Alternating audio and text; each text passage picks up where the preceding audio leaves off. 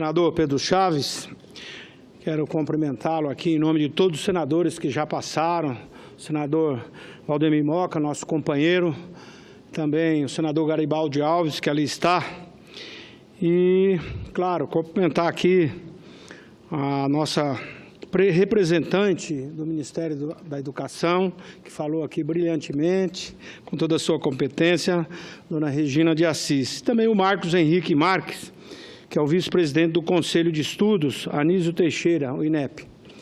Em nome deles, cumprimento a todos que aqui estão presentes nesse plenário.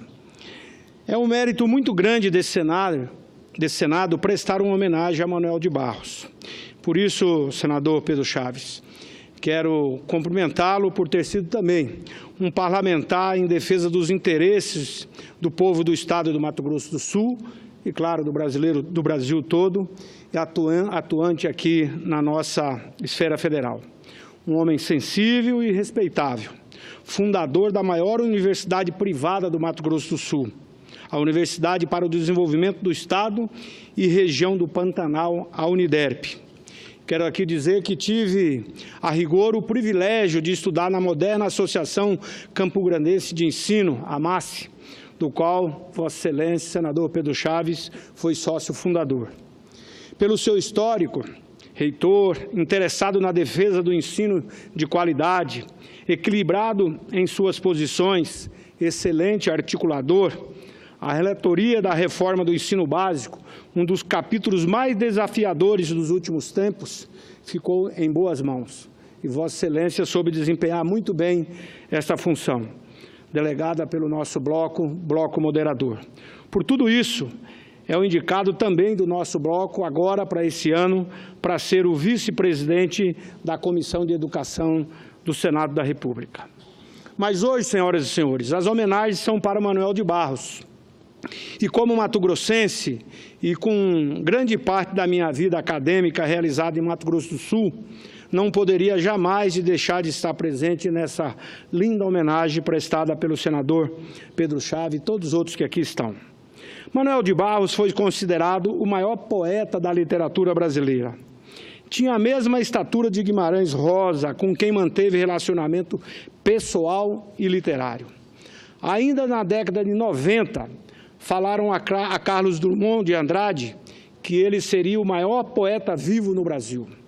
Mas Drummond discordou e disse: não sou o maior poeta porque existe Manoel de Barros. A biografia de Manoel de Barros confirma que nos rincões do oeste brasileiro, onde se localizavam os irmãos Mato Grosso e Mato Grosso do Sul, a cultura sempre foi efervescente. Manoel de Barros nasceu em Cuiabá, na região do Porto, em 19 de dezembro de 1916, e filho de um capataz de uma fazenda. E pôde conviver ainda com o nosso Estado Uno, durante 71 anos, pois Mato Grosso do Sul foi criado em 1987, onde eu ainda estudava em Campo Grande, e quero dizer que nós de Mato Grosso comemoramos hoje a criação do Mato Grosso do Sul, porque foi extremamente importante para o desenvolvimento dessas duas unidades. Mato Grosso ainda continua gigante, temos 900 mil quilômetros quadrados, um estado com apenas 3 milhões e meio de habitantes ainda, uma grande nova fronteira agrícola brasileira. Portanto, a Mato Grosso do Sul, com a sua cultura e principalmente com a sua colonização muito mais próxima de São Paulo, era importante essa criação dessa unidade da federação. Quero dizer aqui que Manoel de Barros, logo criança, mudou-se para Corumbá, hoje Mato Grosso do Sul. Portanto, criado no Pantanal, extraiu desse lugar um mundo repleto de personagens únicos, apresentados por Manoel de Barros com estilo próprio. Ele mesmo gostava de dizer que suas percepções infantis construiu sua obra, que lhe rendeu vários prêmios e o reconhecimento nacional e internacional. Ele era avesso às exposições da mídia e dizia sempre que, se escondendo, ele aparecia mais. O primeiro prêmio veio em 1960, Prêmio Orlando Dantas, conferido pelo jornal Diário de Notícias, com o livro Compêndio para o Uso de Pássaros. e podemos incluir nessa extensa lista o Prêmio Jabuti de Literatura, na categoria Poesia, com o livro O Guardador de Águas. Um outro prêmio Jabuti viria com a obra de ficção O Fazedor do Amanhecer. E quero aqui dizer que o Prêmio Jabuti é o mais importante prêmio literário do Brasil. É considerado o Oscar da literatura.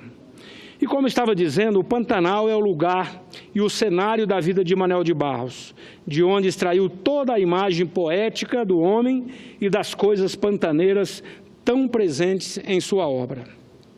Tinha apenas 1 ano de idade quando foi para Corumbá, onde o pai resolveu montar uma fazenda.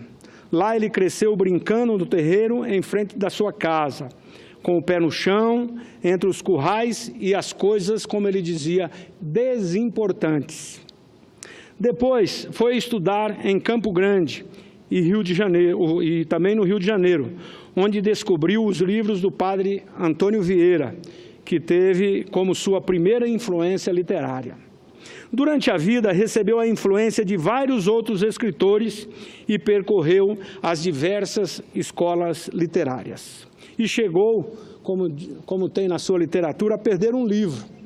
Esse livro era Nossa Senhora da Minha Escuridão, que foi sequestrado por um policial que levou a brochura, e como era o único exemplar que o poeta havia escrito, me parece que ele não teve a oportunidade de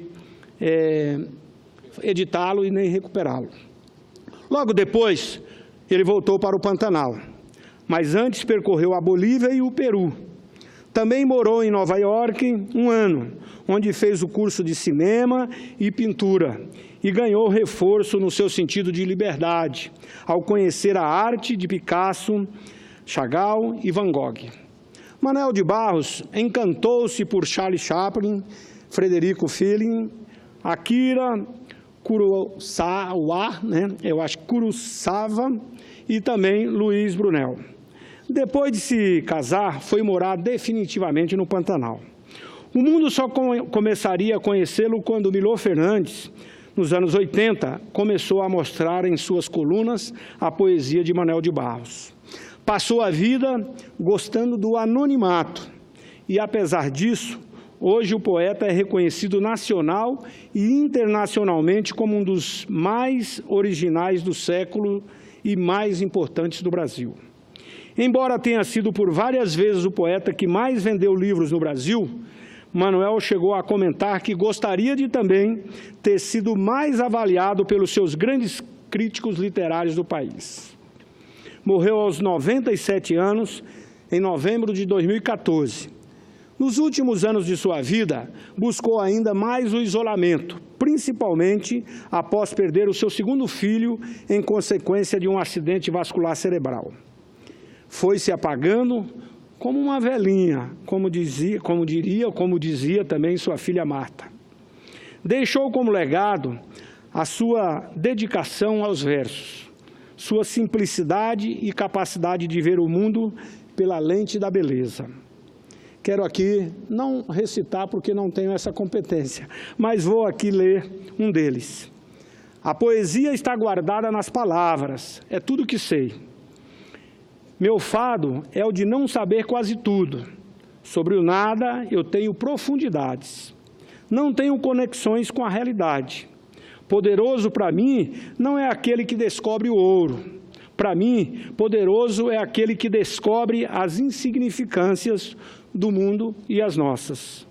Por essa pequena sentença, me elogiaram de imbecil. Fiquei emocionado. Sou fraco para elogios. Esse é o tratado geral das grandezas do ínfimo. Obrigado, poeta Manuel de Barros. Obrigado, senhoras e senhores. Quero aqui, senador Pedro, ao cumprimentar a todos, agradecer essa oportunidade de estar aqui na tribuna, juntamente com Vossa Excelência, dizer que esse ano Mato Grosso do Sul fará 30 anos em outubro. Fazia parte da pesquisa, está aqui conosco a minha esposa Mariane de Abreu Fagundes, que vinha lendo no carro um pouco da história de Manuel.